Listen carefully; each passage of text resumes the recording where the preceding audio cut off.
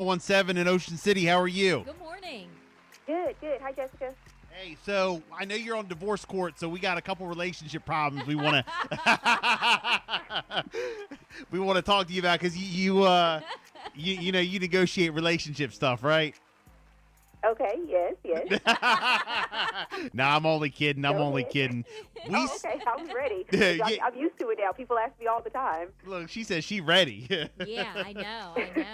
I mean, you must have heard every story, every possible scenario that happens in a relationship, something that starts out like so sweet and then it ends like just terrible. Yes, I often I think I've heard it all, and then sometimes people come along and I was like, was not expecting that one. That was new for me today.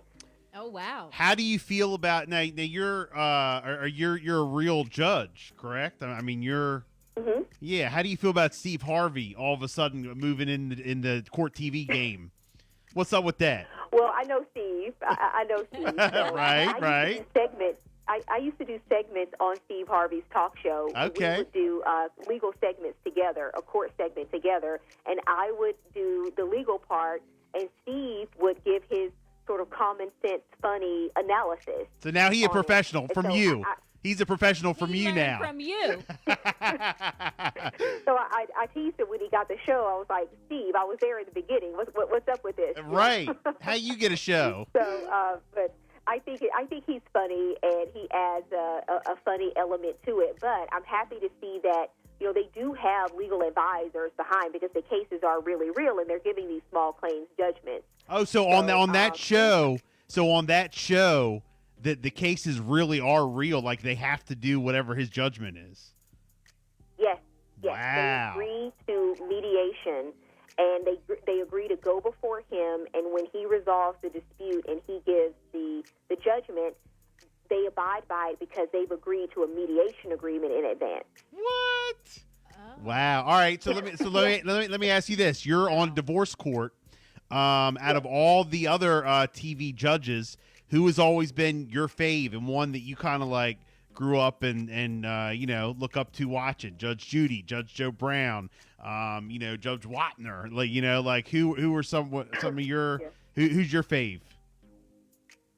I remember watching Judge Maybelline Ephraim. Judge Maybelline, yes, I forgot about her. Yes. Judge Maybelline. She, when they brought divorce court back in 1999, she was the judge that they brought the show back with. It's the longest running court show on TV, and I just remember watching her when I was in school. So she was one of my favorites. I always thought that she was so funny and so witty and so engaging. So it was surreal for me when I got the offer to do court TV. I think I started back in 2014 with doing small claims cases, a Judge Judy type show, right? Not relationship based.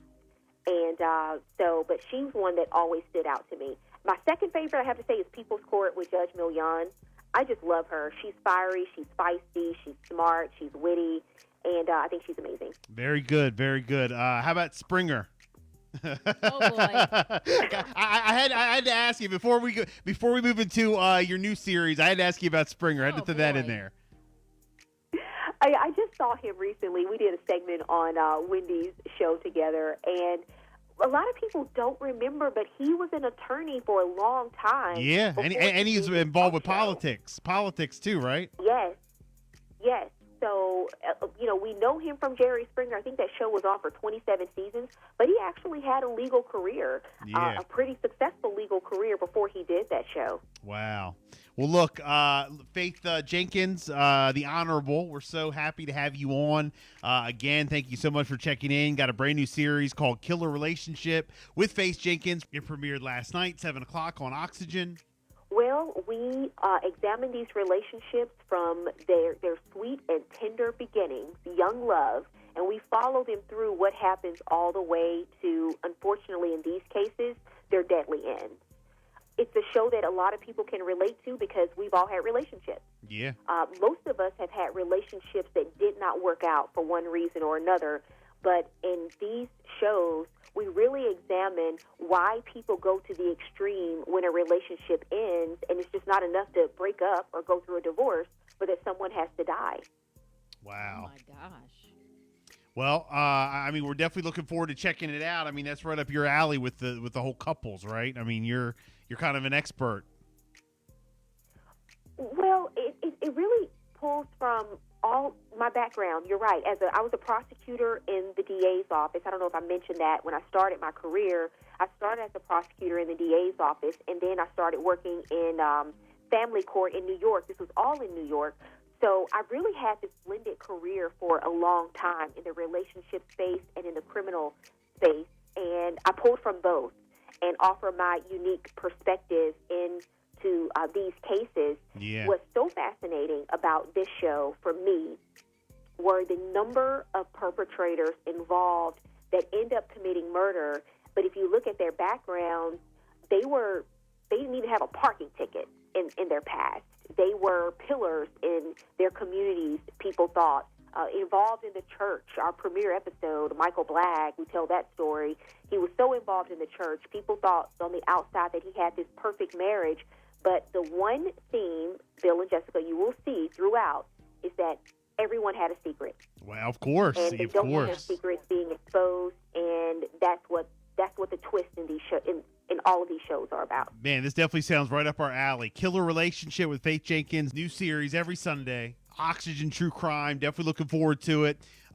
Is it mostly like the one person in the couple killing the other person or doing something to the other person, or are there any stories that it's going to be about like the two, the couple teaming up and going after someone else or another couple?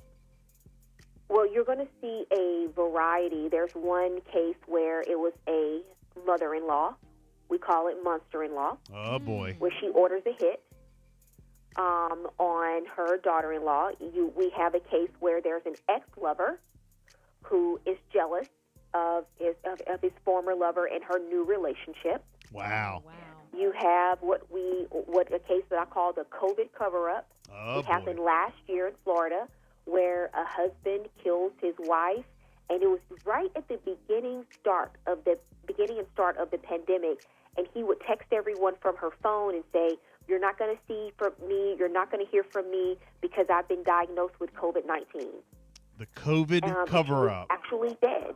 Wow. Yes, so you're going to see a range of cases that we pulled from as recent as last year to some that took 8 years to solve. Can't wait. Looking forward to it. All of those. Yes, Faith Jenkins, Killer Relationship, Oxygen coming up this Sunday. Real quick, I know we're running short on time, but I do want to ask you, Making a Murderer on Netflix. Have you ever seen that with Stephen Avery and Brendan Dassey? Have you followed that case at all?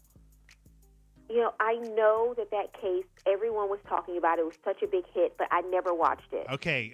Did you know? Are you familiar or no? Not really. Okay. All right. No. Well, I wanted to ask you, Kathleen Zellner. I mean, just to watch that. I love to, maybe have you back on and ask, Okay. your opinion on that, because that's a big one that a lot of people were talking about. Hey, look, thank you so much, Faith, for checking in. We're looking forward to seeing you on TV this Sunday. Thank you. Thank you, Bill and Jessica. I appreciate you having me on. Have a great day. We know the past 2 years have been stressful.